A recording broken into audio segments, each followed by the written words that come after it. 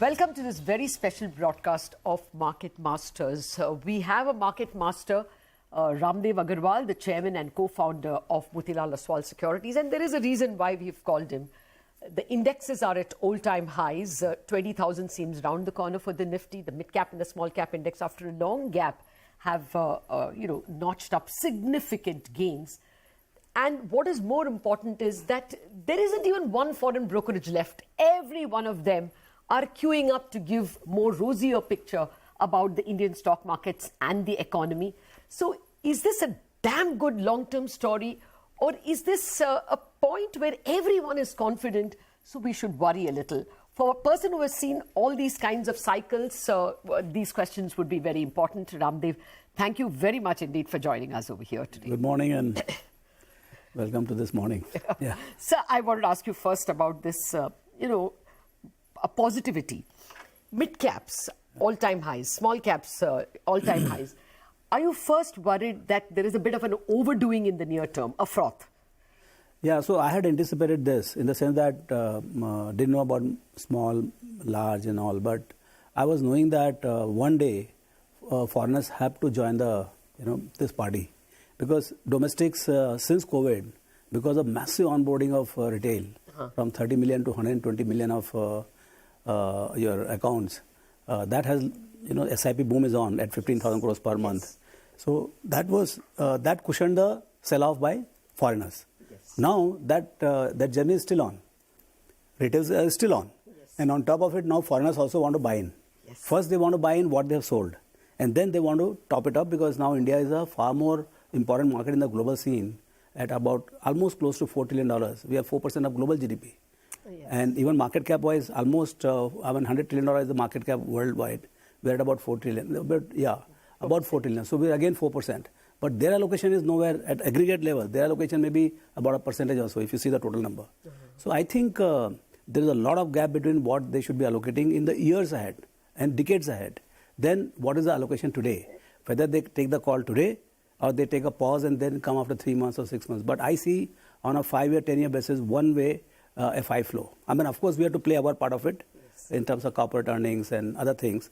And actually, there is a likelihood that market may re-rate to a different level altogether, in the sense that from 2021 P multiple, because the only way you can accommodate flow from both sides is either there is a massive boom in the paper flow from the corporates, or the market itself re-rates through 25, 26 times before, and then of course paper flow will come. So that's the kind of situation right now. Something may change. That's an excellent start to this conversation, because these were the questions I wanted to ask you. At the moment, what do we worry about Nifty? We worry that it is very close to its long-term average. Or in fact, higher, 1.5 standard deviation above its long-term average. But in euphoric times, it can go even to 21, 22 times. Yeah. So do you think that we should be worrying now that we are, above the long-term average? Can there be a sell-off before that? Yeah, I mean, see, there's so many moving parts. But I think most important is the corporate earnings. We are right in the middle of the season. Okay, how do you measure that? Are you happy with? Yeah, so far, not many disappointments, but actually the banks have kind of really been fantastic. I mean, way beyond any analyst estimates. So I think you've seen the last, on Saturday. Yeah, I see. There a lot of, everything was around 50% kind of a growth. And the analysts will still say there will be 17% for the year. So I think that's where the thing is. And even the cost inflation which happened because of post-Ukraine and last year commodity inflation and all, that is yet to, pass through. And I think most probably in September quarter, you'll see even more dramatic fall in the raw material cost, and hence margin expansion for the non-financial companies, consumer companies or cement companies, steel companies. You see margin expansion. So you would say even entering at this time or continuing to increase your investment. I mean, I guess everyone is invested. Yeah. But continuing to top up would be your game plan? Yeah. I mean, don't bother too much about the market levels, because this all-time high is for last 75 years. It is not for next 5 years. Okay. We are going to see significantly higher Nifty Sensex in next 5 years. Almost, I would say, double from here. So no red flags in your mind? No, red flags means you have to be cautious, because you can't buy anything at any price. You have to be careful what exactly you are buying. You do your research. And you are in any case topping up your portfolio in the sense that if you are 80% invested, 90% invested, you are finding an opportunity and getting into them. And I think from here, every company or every industry will move differently in the sense that everything will not fall off. Okay. There is something which has run up too much that will fall off, but simultaneously if you see, something else will do very well. Like tech was falling behind the curve, but you see what happened in the last 1 month. Everybody was underweight on tech and they got punished. So I think the story will keep changing, and I think the whole market will keep, I mean, if both the flows continue and corporate earnings remain intact at about 25% current as predicted, I think we are in a good wicket. Okay, I am going to come back to the market questions, but since you raised the issue of tech, I do want to discuss one or two sectors which obviously are important. Tech. Yeah. What would your personal view be? The guidance we got from Infosys was a bit heartbreaking, shattering, confidence shattering. What's your sense? Is it already time to dip in, or do you want to wait and see how these things, how the cloud clears? See, this tech has a history of it's a adaptive kind of a thing in the sense that every 3, 4, 5 years there is a new thing coming in. Like Y2K came, people came for bodies, those who can quickly sort their problem. Then came the ERP boom. Then came the .com boom. Then came the all this webs and everything online.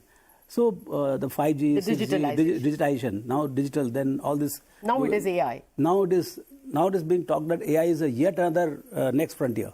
So it is going to be different. It is going to be huge, but it is going to take time. Right now, everybody is trying to understand what they can do, and as the applications they come, I think the mandates will become bigger. Clients will also be clear what all they can do, and even the service suppliers, they'll also be very clear what kind of competencies they need to build so that clients can be taken care of. So you personally are using this dip to buy?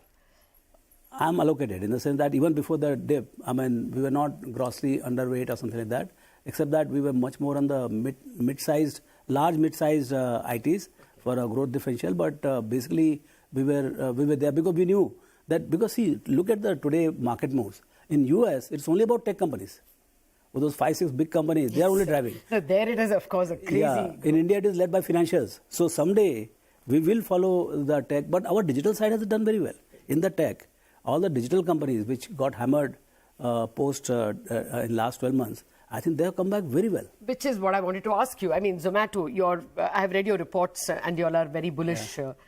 Do you think that there is a second coming for, the Paytms, Zomatos, Nykas, everyone who was a marquee name in e-com? No, seriously, they have a second company. They are well funded. But valuations are now... Yeah. Well, it is very tough to figure out the valuation in a conventional way. Okay. See, if you do valuation based on P or something like that, there is no E. So what kind of P multiple you talk about? So it's all in the... first thing is it's the option value. Second, you have to also do a lot of adjustment in terms of trying to understand underlying value, in the sense that their books don't have any capitalization of any expenses. That is true. So that you have to adjust in some way and then try to see, or maybe you see, say 4 or 5 years out, if you have the courage to see 4 or 5 years out for these companies and try to do some kind of conventional P multiple. So, but this is the frontier.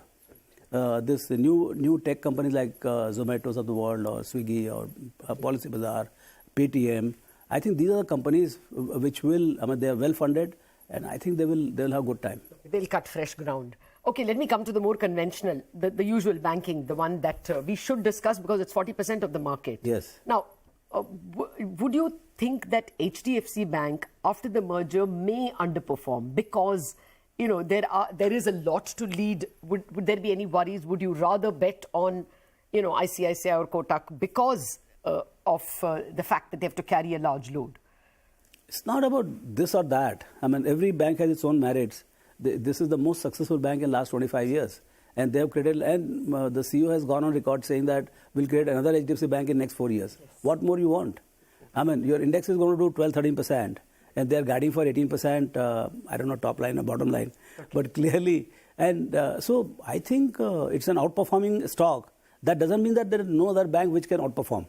So I think in their own merit, this needs to be looked at very seriously because there is no everybody is kind of bit skeptical about their outlook. But look at what they've created and the way they are going about it. And this merger, post-merger, at the time of merger, there is a lot of readjustment of the ownership. The worry is, I'll tell you what, I mean, we have always used to seeing HDFC Bank the best in margins among the big banks, the best in ROA among the big banks. Now they are second in both these aspects with respect to, if you compare it to ICICI Bank. I'm not still bringing Kotak because they have, it's smaller in size compared to them. So, that worry is there. But size, they are way above. Size, they are way. I mean, see, they are double ICICI. Yeah, the dominance in the marketplace, when you say that I'm at 10, 12%, 15%, 17%, you see in bad times. See, right, this is a good time. Yes. In good time, when the credit cycle is good, it doesn't really matter that much. But there is a little ripple in the economy, and then you see how this tall, big guys, they will stand up. And I'm not comparing HDFC with any other bank. I'm saying the HDFC alone, because they can't compare. Their size is different, their growth rate will be different, base effect is different. So, but what about the disruption to housing finance itself? Because they were anyway very good in housing finance, and now you have cheap money, cheap raw material to boot. Yeah. So does that make life difficult for other housing finance companies? You should know it better. You have one. No, I think they'll become super prime in the sense that it will be very difficult to compete with them because now they have distribution of HDFC Bank as well as HDFC and cost of money which is invincible. I mean, life the lowest. Is tough for other housing finance. Yeah, so they knew the game very well. Yes. See, a lot of time what happens is that you are actually not that good in housing finance. But the one thing they know very well is the housing finance. So the kind of cross-sell they can do, so it's all promising thing. But how they execute on the ground, that we need to see over a period of time. But I think they will, other super prime lenders, they have to be really, really cautious on that front. The other big disruption in the finance market, the non-bank finance market, is going to be geofinancial. But that question after the break. We are back in a jiffy.